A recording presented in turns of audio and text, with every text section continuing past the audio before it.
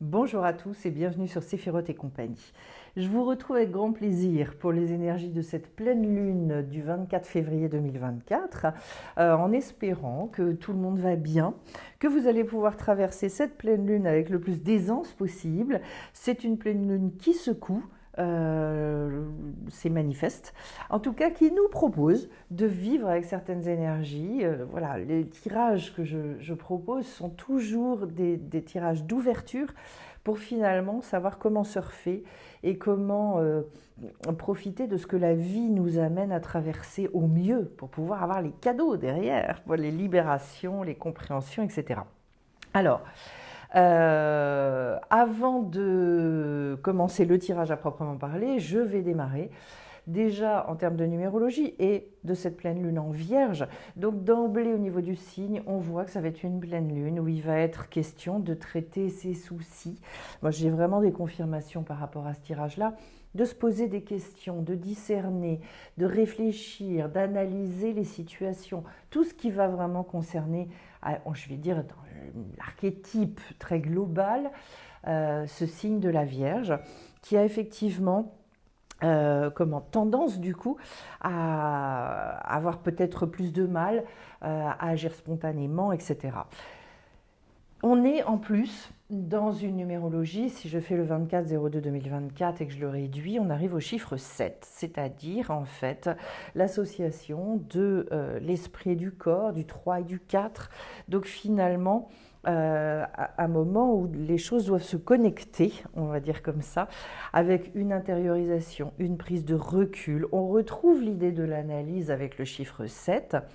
Et donc, au niveau du mouvement énergétique, on va dire, eh bien, toutes les énergies qui sont à l'extérieur doivent revenir à l'intérieur du cœur. Donc, c'est un retournement pour finalement arriver à une réalité par rapport à nos valeurs, par rapport à plein de choses.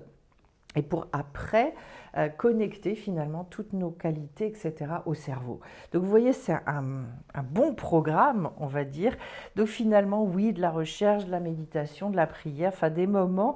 D'ailleurs, j'ai la carte de la prière avec la grande prêtresse à la fin. Vous allez le sentir de toute façon, que vous êtes sans doute appelé à faire un retour assez puissant vers vous-même. Alors, au niveau des lettres hébraïques, je commence par la lettre Tsadé et après je vais vers le Dalet. Le Tsadé, c'est justement faire face à soi-même. On est dedans pour que ce qui était encore dans l'inconscient monte dans le conscient. Finalement, c'est faire notre part. Cette lettre tzaddik, c'est aussi toute la notion de justice, de faire justice. Et j'ai la carte de la justice au niveau justement de cette analyse, de cette réflexion du mental. Comment est-ce que j'arrive à avoir des prises de position, une affirmation, un comportement qui me correspond, qui est juste vis-à-vis de moi-même. Et ça nous mène, cette lettre-là, elle va ensuite vers la lettre du Dalet. Le Dalet étant la lettre, c'est une porte en fait, une porte. On passe une porte pour arriver au date. Le date, je l'ai ici. Donc finalement, un état de conscience dont je vous parlais juste avant, en sachant que avec cette carte-là, il est question d'accepter totalement sa réalité, la réalité du 4. Et puis d'écouter beaucoup son intuition. Voilà, on en est encore, je dirais, sur un état de semence à ce niveau-là. Et on va le voir que le côté degré féminin est extrêmement important dans tout le tirage, dans tout ce qu'on a à expérimenter au niveau de cette pleine lune. Alors, je vais maintenant démarrer mon tirage avec la carte du fou et cette fameuse carte toute blanche dans l'oracle quantique. Pour moi, ce qu'on nous dit au niveau du Keter, c'est là, ce sont des niveaux de lâcher prise qui sont extrêmement importants. En sachant que le fou, c'est celui qui a accepté, je dirais, d'être tellement partenaire avec la vie, de se coller à tout ce qu'on lui propose de vivre, sans aucun jugement, sans... Voilà. Ce sont toutes les forces, en fait, de la destinée dans lesquelles on doit avoir conscience. Donc en fait, c'est tout le bonheur de suivre ce chemin, de savoir s'adapter, faire corps avec la vie. Donc vous voyez, au niveau du chiffre 7, c'est intéressant parce qu'on est vraiment là-dedans. Alors, en ce qui concerne le fou, bien évidemment, ça nous parle de gros changements, d'accéder à des libertés, de voir la vie comme un véritable voyage, donc d'être un gros aventurier, d'accepter aussi son originalité et d'ouvrir le cœur à des degrés, à des stades. Voilà. Le cœur, c'est intéressant d'ailleurs parce que c'est une espèce de pompe. Donc en fait, ça s'ouvre et puis ça se recontracte, ça s'ouvre, ça se recontracte. Voilà. Et que nous, on a vraiment... Alors autant pour que ça se contracte, on fait souvent peu d'efforts, mais en revanche, pour que ça se réouvre, là, on a un vrai effort à faire. Et vous savez, réouvrir son cœur, c'est tout un concept. Hein. C'est pas simple de dire un grand oui à la vie. Et ben c'est vraiment ce qu'on nous dit là. Ensuite, au niveau de la Chorma, donc cette sagesse révélée, j'ai deux jolies cartes. J'ai le soleil et la carte de Gaïa. Je vais commencer par le soleil. Le soleil a cette grande exigence qu'on soit véritablement dans notre vérité, totale, complète, etc. Donc la sagesse, ça va être ça, d'accéder et d'accepter aussi de se montrer dans notre totale et complète vérité. Se connecter à Gaïa, c'est quoi? C'est justement peut-être dans ce cadre-là, à notre nature profonde, à notre terre intérieure, avoir conscience aussi qu'on est des enfants on est des enfants de tout ce système. Voilà, on a été créé, donc finalement, au niveau de la Horma, il va être important pour chacun d'aller regarder avec beaucoup de recul, beaucoup de détachement pour être capable de voir les choses à un niveau, des fois pas forcément simple, voilà, et en se sentant profondément aimé parce qu'en même temps, Gaïa, c'est tout ce côté nourricier, généreux, etc., etc. C'est plein de chaleur, tout ça, hein, ces deux cartes-là. Donc d'aller rechercher aussi, vous voyez tous les messages qui sont chaleureux, bienveillants, qui vous exhortent, qui vous remontent le moral, voilà, qui vous montrent aussi, mais qu'est-ce que vous faites là, que vous êtes quelqu'un d'important, que vous avez un rôle à jouer. Voilà, toutes les recherches, en fait, j'ai l'impression que cette semaine, on vous dit, allez rechercher dans ce sens-là. En face, j'ai la Bina. Eh bien, j'ai la carte de la justice avec la carte de l'amulette. La Bina, c'est tout ce qui va justement être analyse par rapport à ce que je reçois. De tous ces messages très exhortants, très positifs, qu'est-ce que je vais faire de ça après dans ma tête? Eh bien, finalement, cette carte de la justice, elle nous dit, il y a du tri à faire. On parlait d'ailleurs avec le tzaddik de cette notion-là de justice, de tzedaka. Donc comment est-ce qu'on arrive à rendre cette justice?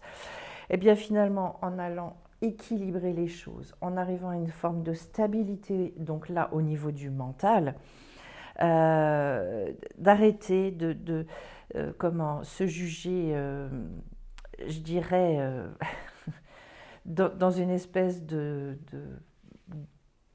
comment dire, de critique permanente et non constructive. Voilà, on a besoin de jauger les choses et nous-mêmes, on a besoin de se juger. La seule chose, il faut le faire de manière très positive.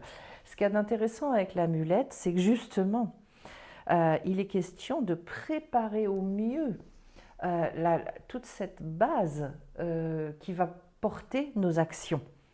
Donc en fait, c'est de focaliser notre énergie vraiment au mieux, de pouvoir changer les choses toujours dans le positif et d'être soi-même le support de sa propre magie intérieure. Donc vous voyez dans la tête ce qu'on vous dit.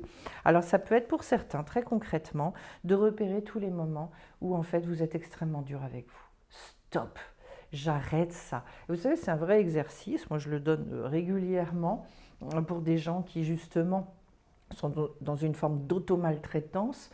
Eh bien, en fait, j'observe à chaque fois que je me parle mal. Voilà.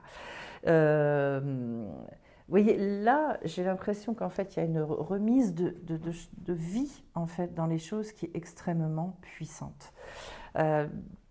Cette carte de l'amulette, elle est très très belle parce qu'en fait, c'est focaliser ses forces. C'est-à-dire, en fait, il y a vraiment, quand je vous parlais de conscientisation, repérer tous les endroits où je me fais du mal, où c'est pas juste, où ça ne va pas avec moi-même, tout simplement. Alors après, au niveau du date, j'ai la carte de l'étoile et la carte du soleil. Le date, ça va être toutes les expérimentations que je vais faire. Je retrouve cette idée du soleil sur laquelle je ne vais pas m'étendre. Autrement dit, rayonner. Comment je dirais oui, on est vraiment dans l'ouverture du cœur totale, complète. Et avec la carte de l'étoile, on me dit, en fait, c'est une remise sur mon destin. De faire confiance dans ce destin, d'avoir conscience que le destin, il a été prévu pour chaque personne. C'est pas, comment vous dire ça? Il n'y a pas de hasard.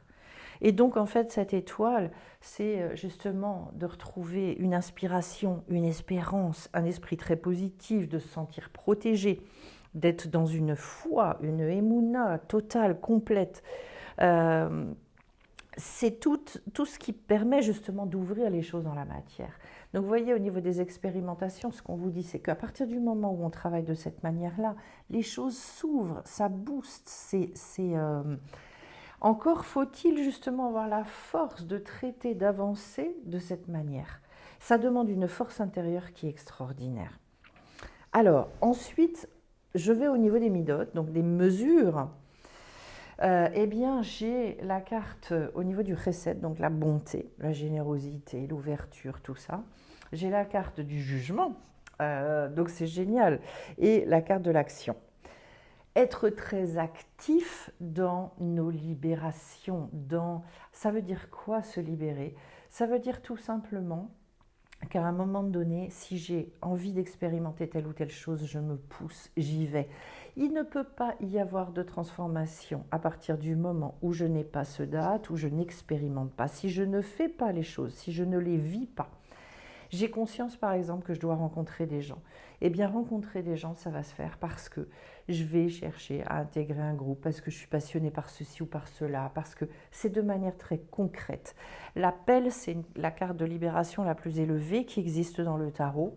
C'est une carte que j'affectionne tout particulièrement parce qu'elle nous met dans enfin c'est la carte du jugement, dans un état d'éveil extraordinaire où revient une énergie nouvelle, où on se remet en lien avec sa vocation, etc. C'est comme, si vous voulez, de regarder tous les petits cailloux que la vie nous met sur le chemin pour nous amener à bonne destination. Sauf que pour trouver ces cailloux, encore faut-il agir. Et c'est ce qu'on vous dit là. L'action, il y a la part de l'homme à faire, et il est vraiment question de ça avec le Tsadé. Si moi je ne fais pas ma part, si je ne mets pas en œuvre, si je ne bouge pas, que je ne change pas mes comportements, eh bien rien ne va se passer. Et c'est ça la vraie porte aussi, voilà, pour réasseoir des choses différentes. Ensuite, j'ai la carte au niveau de la Gvura, c'est-à-dire la rigueur, ce sur quoi je ne peux pas transiger. J'ai la carte de l'envol avec la carte du hiérophante. Le hiérophante, dont le pape, c'est celui qui justement guide, qui, comment est-ce qu'on peut dire ça? Qui fait le lien entre le haut et le bas. On est vraiment sur ce qu'on vous disait en numérologie, ce que je vous disais sur le chiffre 7. Alors, c'est quelqu'un de très conscient, c'est quelqu'un, je dirais, d'une certaine maturité. Donc le but ici, ça va être de fonctionner justement avec cette maturité, en allant rechercher les bénédictions, l'aide. C'est un nouveau souffle, véritablement. Et aussi en repartant de quelque part de vos idéaux. Parce que si vous voulez vivre cet envol, c'est nécessaire. Donc la carte de l'envol, c'est de décider à un moment donné d'aller vers une transformation profonde dans notre vie. Et de toute façon, cette transformation, voilà, c'est un cycle perpétuel. Nous sommes là pour ça. Donc en fait, c'est pour ça d'ailleurs au niveau du livre que j'ai écrit sur le pouvoir des inclassables, j'ai choisi cet oiseau qui s'envole sur la couverture. Pourquoi? Parce que pour moi c'est le symbole même des libérations, des transformations, etc. Voilà, la symbolique de l'oiseau, elle est d'ailleurs magnifique. Donc en fait, c'est aussi le fait de se fixer des objectifs, de se donner les moyens de les atteindre. Et donc en fait, je veux atteindre le fait de me sentir à ma place à un moment donné. Et en fait, c'est aussi d'aller rechercher les forces qui me soutiennent pour faire ça avec le hiérophante. Voilà. Ça, c'est l'indispensable. Pourquoi est-ce que c'est au niveau de la Gvura? Parce qu'en fait, il faut être rigoureux là-dessus. Si on n'est pas rigoureux, ça n'avancera pas.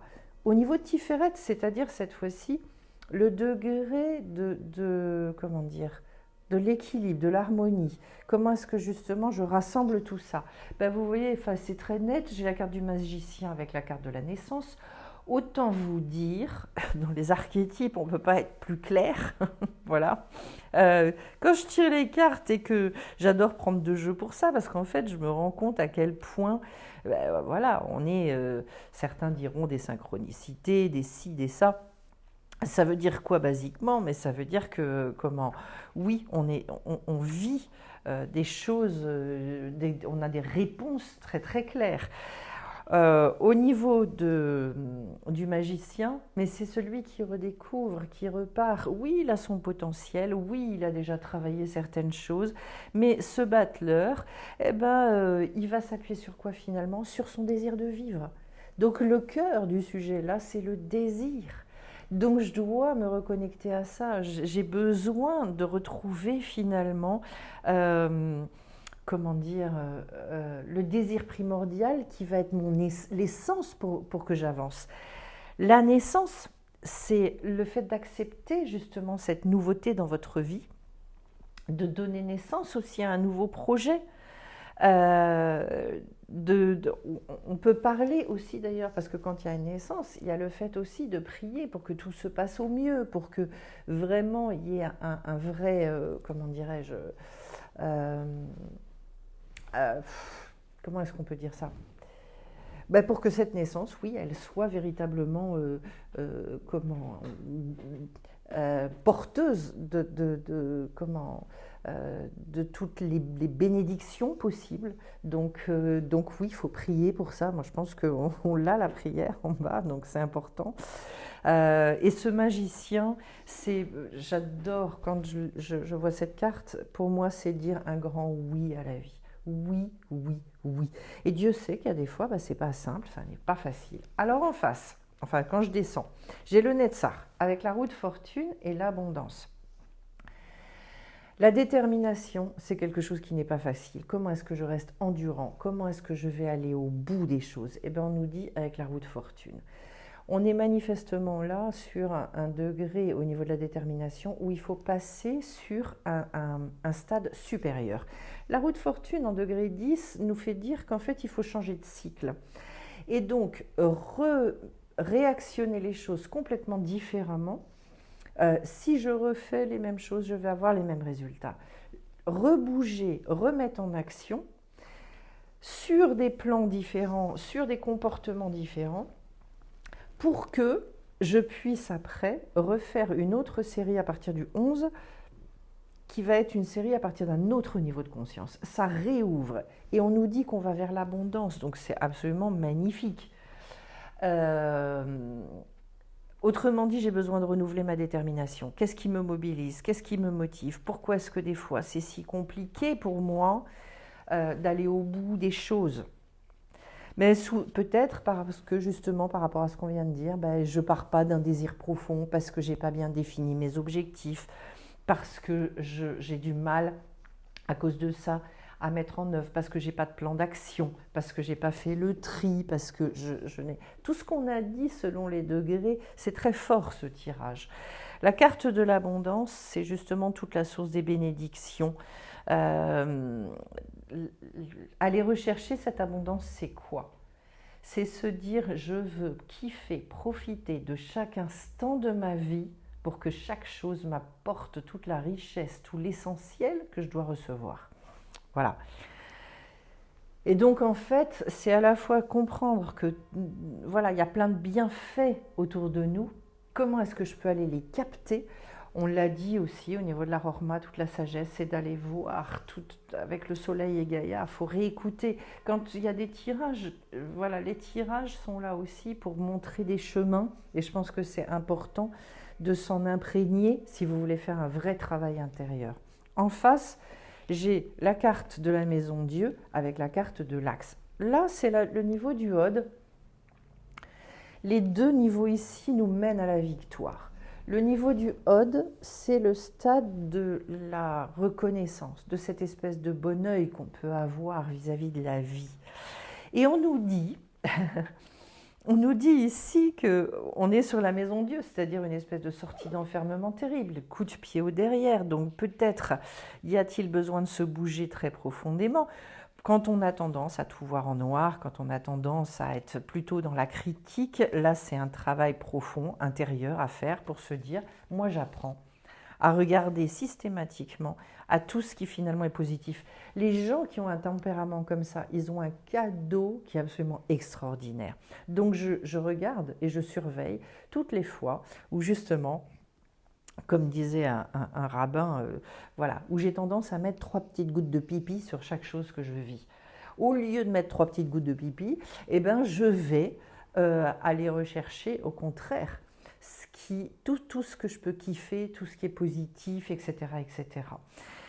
C'est une sagesse en soi. Vous avez les gens qui ne râlent jamais, qui ont toujours la forme, qui ont toujours la frite, vous pouvez vous dire que ces gens-là, eh bien, ils sont arrivés à un degré de maturité qui est extrêmement fort. Parce qu'en fait, on n'arrive pas à vivre à ce niveau-là sans avoir fait un travail intérieur extrêmement profond sur soi. C'est pas possible, ça n'est pas possible. Voilà. Bon, oui, il y a des tempéraments, mais même eux, même ces gens-là, de toute façon, ils ont travaillé pour exprimer tout ça. J'ai la carte de l'axe avec ça, qui nous parle bien évidemment d'être ancré là-dedans. Que ce soit fluide, petit à petit ça devienne spontané. Pourquoi? Parce qu'en fait c'est une manière de regarder la vie. Et donc en fait, la maison Dieu, c'est je sors de mes peurs, j'enlève la cuirasse que j'ai autour de moi, j'arrête de me dévaloriser. C'est pour ça tout à l'heure je vous disais, écoutez-vous comment vous vous parlez à vous-même. Parce qu'en fait, c'est vraiment une énergie qui est bloquée. Et comme je l'ai au niveau du Ode, eh bien, ça veut dire qu'il y a des blocages d'énergie, il y a des blocages de bénédiction dans votre vie si vous n'arrivez pas à être, mais vraiment dans un ancrage terrible dans le regard que vous portez à la vie de cette façon. Voilà. Je continue avec le Yesod. J'ai la carte de l'amoureux avec la carte de la lune. La carte de l'amoureux, c'est justement tout le rôle de l'homme, puisque on est sur une valeur 6. Le rôle de l'homme qui doit faire le lien entre le spirituel et le matériel, entre le haut et le bas, se reverticaliser. C'est-à-dire, en fait, qui est dans une recherche très profonde aussi de l'essentiel. Hein. Parce qu'en fait, mais qui veulent vivre dans la vraie vie, j'allais dire, dans la réalité. Là aussi, ce sont des niveaux d'acceptation de la réalité qui sont extrêmement puissants. En sachant que c'est en lien avec la Lune, donc tout le côté cyclique, le côté gardien des secrets. Oui, en fait, ça fait partie, tout ce qu'on dit là, il y a beaucoup de secrets de la vie dans ce que je vous transmets. Vous savez, pour ceux qui me connaissent, que je transmets à partir de la tradition hébraïque. Donc, j'ai étudié pendant 14 ans. Il y a des choses qui peuvent paraître évidentes. En fait, quand on commence à étudier, on se rend compte que c'est d'une profondeur inouïe et on se rend compte à quel point on vit à l'envers de certains principes qu'ici j'effleure à peine, on va dire. Voilà. Donc en fait, c'est des degrés d'acceptation de tous les cycles en fait, de nos vies qui ne cessent de nous faire progresser. Et ça demande de développer une énorme confiance à l'idée de ce qu'on a dit au niveau du Keter. Ici, ma stabilité, c'est le signe. Et c'est à partir de là que je vais pouvoir partir. Finalement, ok, je vais devoir m'inscrire là-dedans, dans cette évolution permanente. Le problème, c'est qu'en fait, l'homme, il se dit, quand j'aurai fait ça, je vais pouvoir m'asseoir. Et le but, et tout ce que nous dit la tradition hébraïque, c'est exactement l'inverse. C'est-à-dire, en fait, la vie, c'est le mouvement. La vie, c'est le fait de ne jamais s'asseoir. La vie, c'est le fait de profiter de chaque instant. Dans quel sens? Dans le sens toujours d'un émerveillement, dans le sens d'un apprentissage, dans le sens d'une transformation. Donc, en fait, ce sont des degrés je dirais, d'amour de la vie, d'ambition pour finalement réaliser au maximum tout ce qu'on peut réaliser tant qu'on est ici. Pardon, ce sont des degrés très hauts, très très forts. Alors ensuite, j'ai un chat dans la gorge.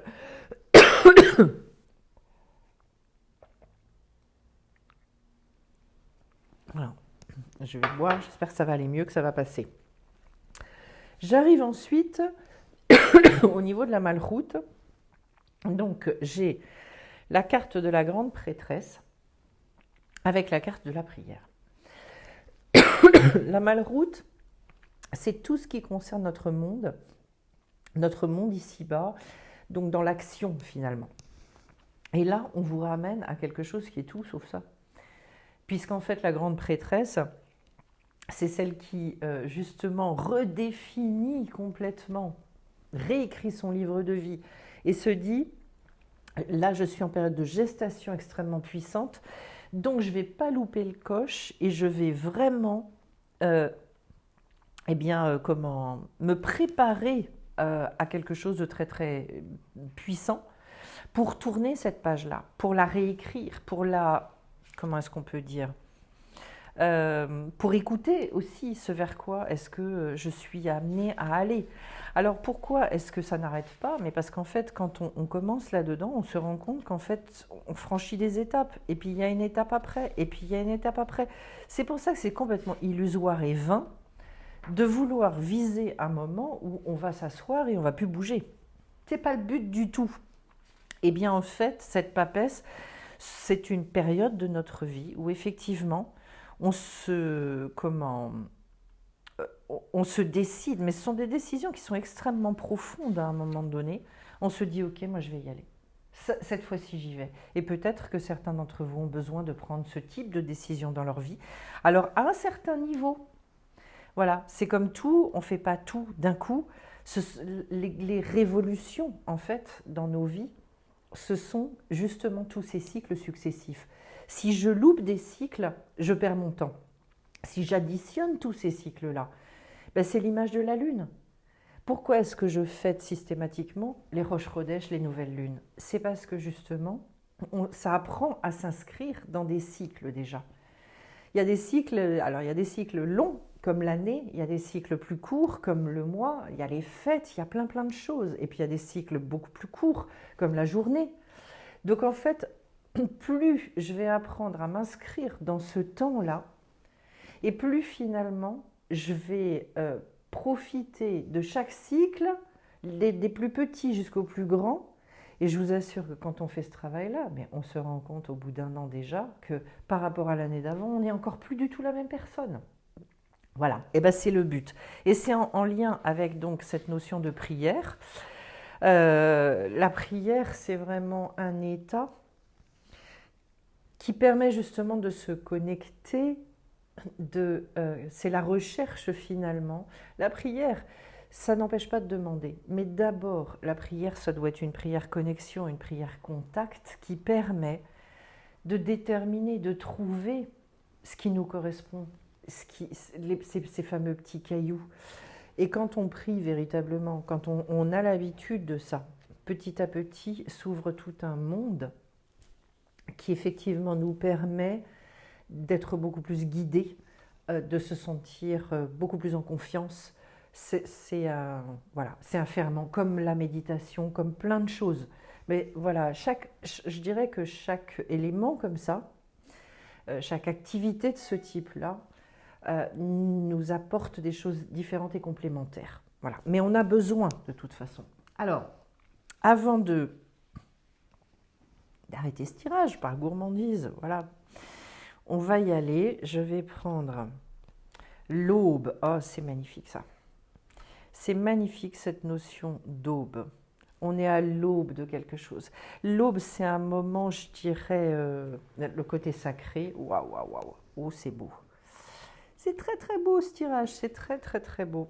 Et la douceur. Bon, alors là, c'est trois petits... J'adore ce jeu.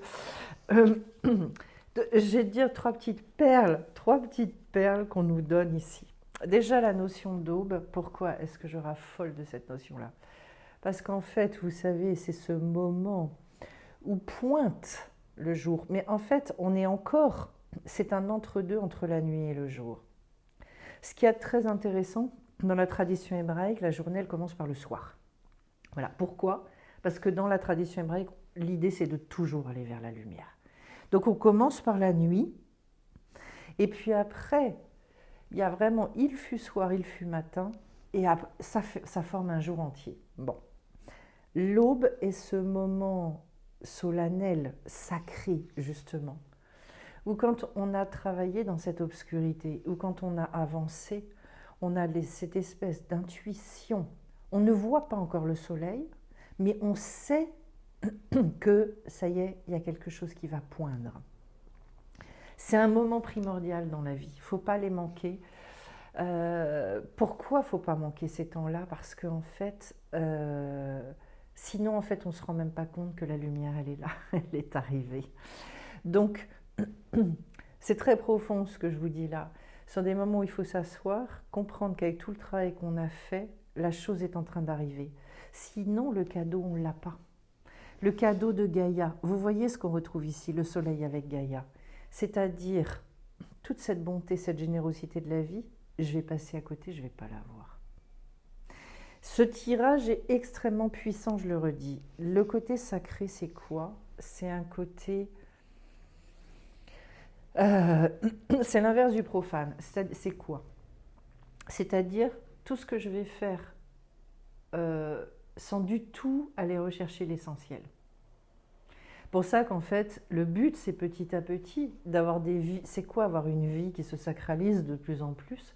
C'est qu'à chaque fois, dans les rencontres avec les gens, quand je vais faire de la cuisine, quand je vais m'occuper de moi, à tous les instants, je vais finalement essayer de remettre et de rechercher l'essentiel dans tous les actes. Bon, c'est pas simple, ça s'apprend, mais en tout cas, voilà, l'aube de ça, l'aube de ce côté sacralisation, et le tout dans une douceur. Alors déjà, bon, voilà.